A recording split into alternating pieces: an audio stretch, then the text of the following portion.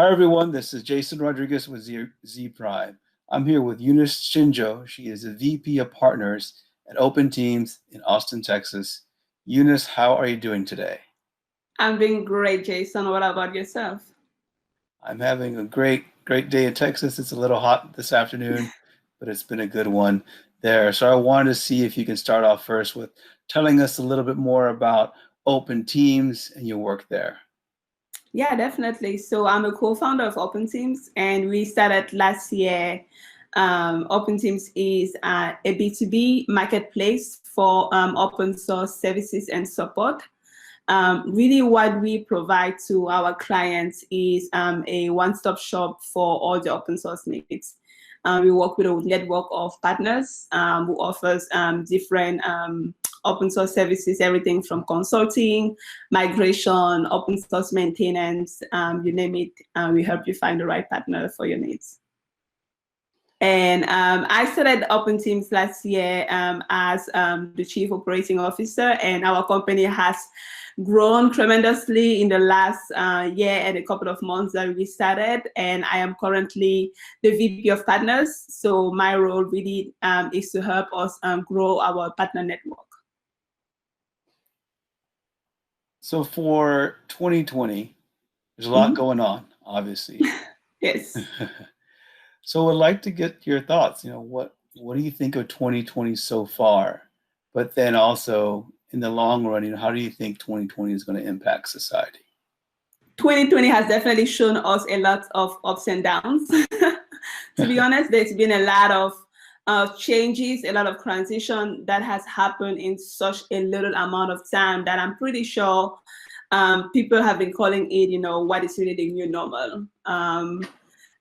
For my particular case and my company, we were getting ready to raise a seed round at the beginning of this year, early March. And that was exactly during the time that the pandemic really started affecting the US. So it was definitely a hit on us. It had to make us to rethink about our strategies. Not necessarily pivot our idea, but really focus on our priorities within the organization. And I think to some people, it might have hurt them, but I think it really helped us make sure that we were aligned with what our vision and our mission of the company was. And I know one of the biggest one is probably remote working. My company was already a remote company, so it wasn't a big transition in that. But I think one of the biggest things that I see impacting a lot of companies is realizing that remote working is the future, and more companies are going to be more acceptance of, hey, like, I think my employees are actually more effective and efficient when they're working remotely instead of like having to bring them at an office space. Speaking to your experience as an entrepreneur, as an immigrant, and as African here in the U.S., there's a lot of folks who might be wanting to start a business of both brown and black people in the country, and then the state of the world is what it is. So, what advice would you give to them who may be doubting, if they can even, or if they even should try to achieve their dream? I actually think right now, at this moment, is the best time to start a company. And the reason why I think so is because of the circumstances that have happened in the last couple of weeks, it has opened eyes to a lot of people and showed them that something is wrong somewhere. Like, if anybody that is conscious look around them, they'll realize that, hey, why is it that I don't have any black employees in my company? Why is it that, all the companies, like as a VC or any organization out there, why is it that I don't have many black founders within my portfolio? And I have seen a lot of companies, a lot of VC firms, a lot of investors take the leap and say, hey, I want to provide feedback. I want to get on phone calls with black founders. We want to help. We want to understand how we can help you prosper as a startup founder, as an entrepreneur, as a leader within an organization. more companies have started paying attention and said, Black Lives Matter. We want to see more Black leaders. We want to see them grow within companies. My company definitely took the step of saying, hey, we need to see more Black employees within the organization. What do we need to do in recruiting that we can do to improve this particular situation? So for any entrepreneur out there thinking about starting a company, I would say there's no better time than today. I like to think of things as looking at them as an advantage. You could say like, oh, I'm Black, I'm a woman, I'm an immigrant, I'm African, I have my accent, and take all of that and make it seem like it was working towards your disadvantage. But if you think about it, it is an advantage because you stand out of the public.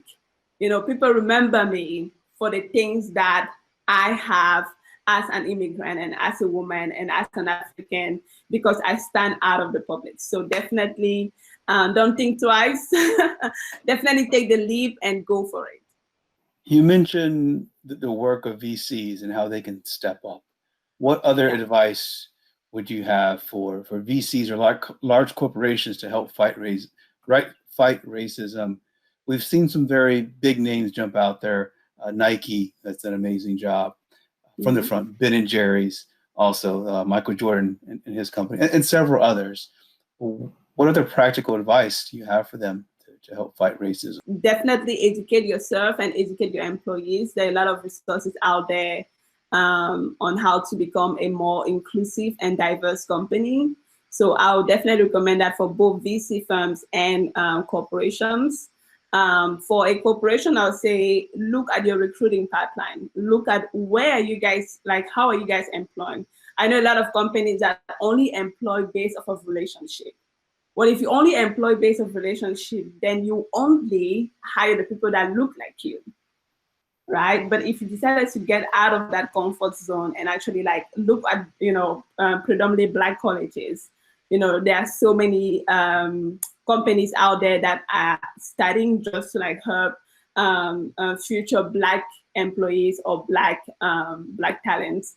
So look into those organizations to be able to find those talents.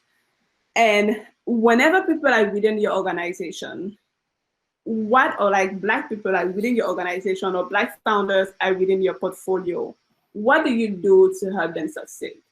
What do you do within the organization to help them climb the ladder, right?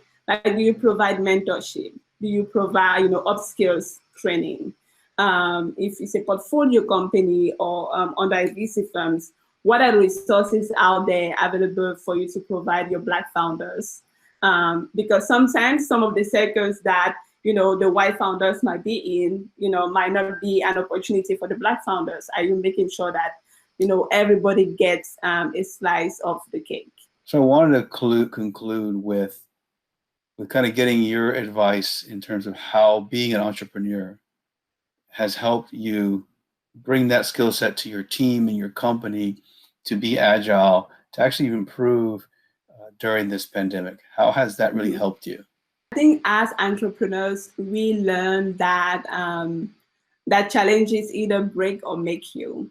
And it is only those who fight and work hard and hustle and really figure out the different routes and not just a straight line that eventually make it out. I think really making decisions fast, if you have to pivot fast, right? If there's, if you have to fire somebody and that is not the best thing to do, but if that's the thing, just to make this decision as fast as you possibly can.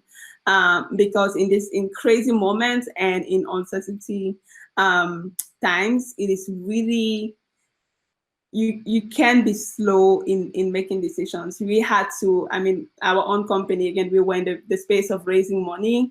And because, that was not necessarily an option at that particular time, we had to figure out, okay, how can we bootstrap this? Where do we need to be looking at to start getting more and more clients in this particular time to be able to survive? And really, that's what we did, right? Another founder could have said, we couldn't raise money, so I guess, we have to close, or maybe we can't get this customer, we have to figure out how to pivot. I know some of my co-founder friends that had a particular product, and they had to like completely change it to a digital product. And it was very thought, like you really think about it and then you make the decision as soon as you possibly can, because that particular time can make or break your company.